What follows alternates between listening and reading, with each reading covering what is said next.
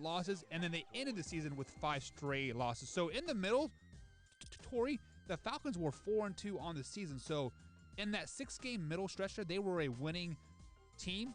But then after that, they were 0-10.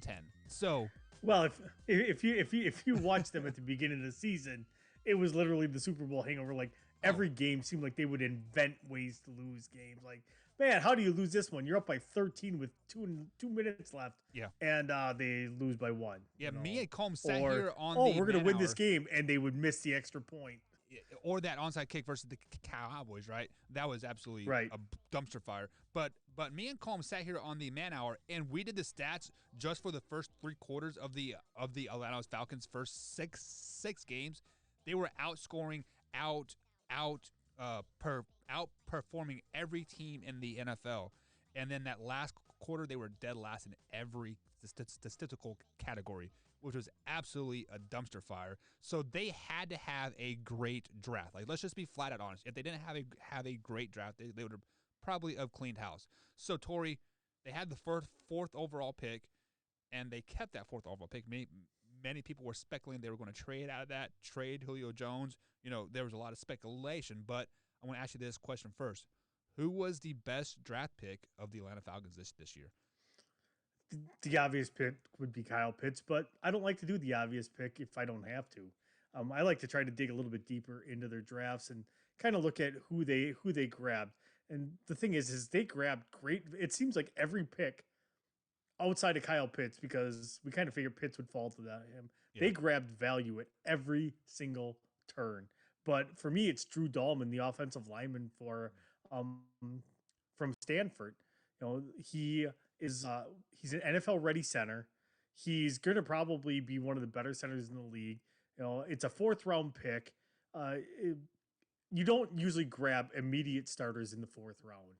And this guy will probably come in and be a day 1 starter for them. So for that pick for him to fall to them in the 4th round and to get a guy that's probably going to be a Pro Bowl, caliber type, amazing. To me, that's probably the best pick that they had outside of Kyle Pitts in this entire draft. Yeah, and just to add to your point there, 2 picks before that, their 3rd overall, or their third round pick, 68th overall, they did draft another offensive lineman. I believe he's playing left guard, but Jalen Mayfield was also a great pickup as well. I almost want to call that a steal, just because I thought Jalen Mayfield was going to go in the mid-2nd round, but to fall down to early 3rd round to the Falcons, I mean that is huge for them, 100%.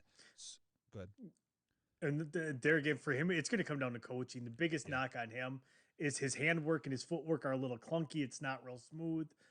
He tends to get up a little bit too high, so he can be pushed a little bit. So, with him, I can see that. But there again, the frame is there and the body of work is there. It's a matter for him cleaning up the techniques. Do you think that is most of the linemen coming out of college just because they've been so much bigger than everybody else for like so long that their technique just needs to be tweaked a tad bit? So these OTAs and like mini camps are huge for these of linemen, so they're ready to start week 1.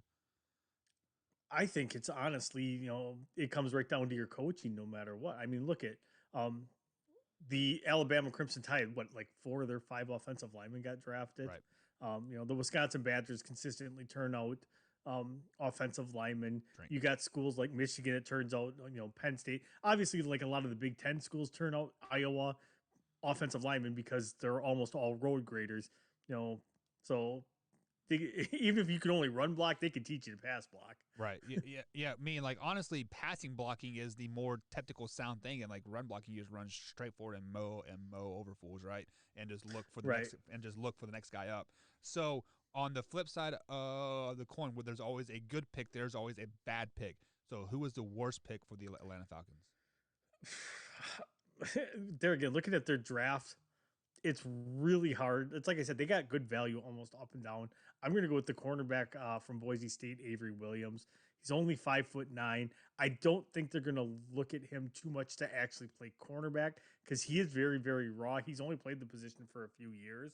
And he's kind of one of those project guys. But his bread and butter and what he's going to do to make the team is going to be as a return specialist. That's going to be the key to success early on for him in the NFL. If he can develop, his technique as a corner, yeah, he could probably be a pretty decent corner. But right now, when you're a fifth round pick, usually a fifth, sixth, seventh round pick, nothing's guaranteed except your signing bonus. Right. You're not guaranteed to even make that team. So, if he can do that and he can be dynamic, he's got a chance to make a really good name for himself. But I'm not a big fan of the pick just based off of his height alone. To me, he's a fifth round, one trick pony, kickoff and punt returner at this point. That's still pretty high to draft a guy to be that specialized. Yeah. So the one pick that kind of had me scratch my head was the Arizona State receiver Frank Darby. They drafted him in 6th round, 183th overall. He only had 31 catches or 1,616 yards in both seasons that he played at Arizona State.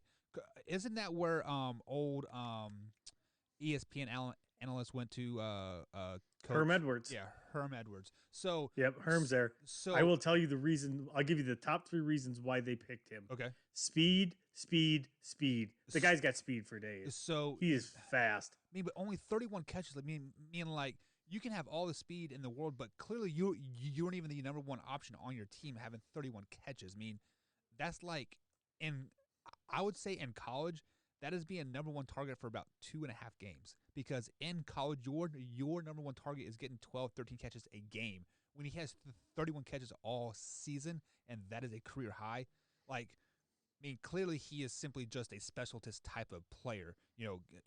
Run those bubble screens, maybe run a few slant routes. So that to me was kind of a big head scratcher because they already have Julio Jones and they have Calvin Ridley as well, and I think they drafted a receiver last year, Russell Gage, if I'm not mistaken. Gage. He was their 4th receiver this year, I think. So, are they preparing for Julio Jones to be out? Maybe that's why they reached for this guy in the 6th round. First off, you're not replacing Julio Jones with the 6th round pick. Right. But the thing is the thing is the kid's got a great athleticism. He's a good route runner, and the kid's got speed for days. The only question I would think then maybe his hands aren't great. And the one thing that we've seen in the NFL that you can do these days is you can actually teach somebody how to catch the ball. Ask the Eagles that. Well, did for they the most catch part, a lot of people to unless your name's Darius Haywood Bay, right. And then you were just then you just drop everything. So, are we seeing the NFL transition to? I don't care if you're 6'5", 6'6", like anymore at the receiver route. We want a fast guy that can move well in the open field, and we'll teach him to do the rest. It depends on your system, So some teams prefer a bigger bodied receiver that is going to be more the possession type. Some teams prefer the speed. The Raiders, even with Al Davis gone, it's still give us speed for days. Right. Somebody that can run 80 yards down the field, and I'll just chuck it up and hope he comes down with it. Was there any big body receivers that were drafted? Because I can't think of anything. I think the biggest receiver was Rondell Moore. He was 6'1", 6'2", $180. But he's fast and he's big and strong. But there were none of those Julio Jones and none of those Calvin Johnson type. The closest I would think would potentially maybe would be Amari Rodgers that went to Green Bay. But I'm trying to see because he's built like a running back. Yeah. He's 5'10" and 210 pounds, so he's built a little bit bigger.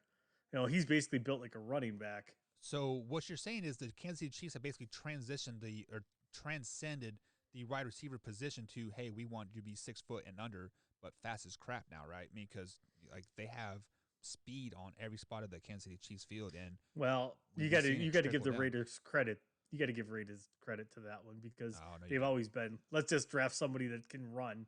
I don't care what size he is. Does he run a 4.3 40? Yep. Let's just draft him. Well, what the Raiders drafted was 3 receivers in the first three rounds last year simply because they were fast. They drafted that wide receiver, quarterback, running back, tailback guy from Kentucky, Lynn Bolden, and then traded him. yeah, and so I was like, I think they even drafted him in like the second round or something. But the Raiders draft last season was absolutely horrible. We'll get to the Raiders draft here next week. But let's start talking about the Falcons again here. You gave me your worst pick and your best pick in the NFL draft. What is your overall grade for the Falcons this year? My overall grade for them this one is a B plus. Um, they're just still all. It's like I said, they got a lot of really good talent. They got a lot of really good value. Kyle Pitts is probably potentially a Hall of Famer. And later on, like 2 years from now, if we do like everybody else and like let's regrade our draft from this year, it could be way higher. But I give them a B plus because they did do a really good job of finding value at absolutely every spot that they drafted in.